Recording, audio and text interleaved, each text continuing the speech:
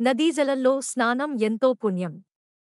మానవుడు చేసిన పాపాలను తొలగించుకునేందుకు అప్పుడప్పుడు నదీ స్నానం చేయాలని కొందరు పండితులు చెబుతారు. ఇక పుష్కర సమయంలో నదీ స్నానం చేయడం ఎంతో మంచిదని అంటారు. అందుకే పుష్కరాల సమయంలో భక్తులు నదీ స్నానం చేయడానికి తరలివస్తారు.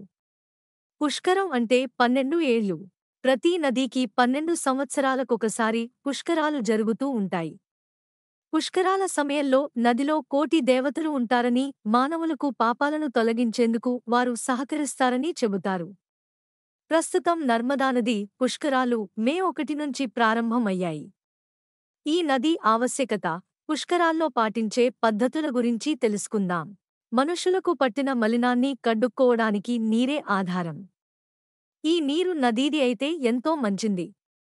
పూర్వకాలంలో పుష్కరుడు అనే దేవుడు బ్రహ్మ కోసం తపస్సు చేసి తనకు ఒక పవిత్రమైన క్షేత్రాన్ని ప్రసాదించాలని కోరుతాడు. దీంతో బ్రహ్మ కరుణించి గ్రహాలకు గురువైన బృహస్పతి ఒక్కో రాశిలో ప్రవేశించిన సమయంలో ఆ రాశిని తనకు అనుసంధానమైన నదిలో ఏడాదిపాటు ఉండాలని చెబుతాడు. ప్రస్తుతం బృహస్పతి వృషభ రాశిలో ప్రవేశించాడు. దీంతో 2024 సంవత్సరంలో నర్మదా నదిలో పుష్కరుడు ఉన్నాడని అర్థం. భారతదేశంలోని మధ్యప్రదేశ్లోని మర్కంటక్లో నర్మదా నది నడక మొదలవుతుంది.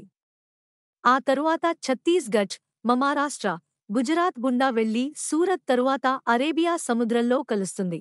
నర్మదా నదిలో స్నానం చేయాలనుకునేవారు అమర్కంటక్కు ఎక్కువగా భక్తులు తరలివస్తారు. మధ్యప్రదేశ్లోని జబల్పూర్లో పుష్కర సమయంలో భక్తులు కిక్కిరిపోతారు.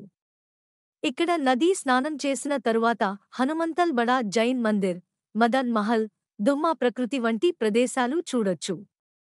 ఇవే కాకుండా హోషంగాబాద్, ఖండ్వా జిల్లాలోని ఓంకారేశ్వర్, మహేశ్వర్, గుజరాత్ రాష్ట్రంలోని భరూచ్లు ప్రముఖ క్షేత్రాలుగా కొనసాగుతున్నాయి. పుష్కరాలు 12 రోజుల పాటు కొనసాగుతాయి.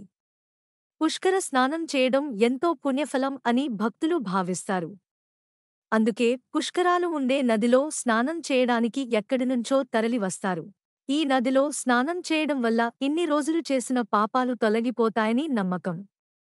మే 1 నుంచి 12 రోజుల పాటు ఈ పుష్కరాలు సాగనున్నాయి.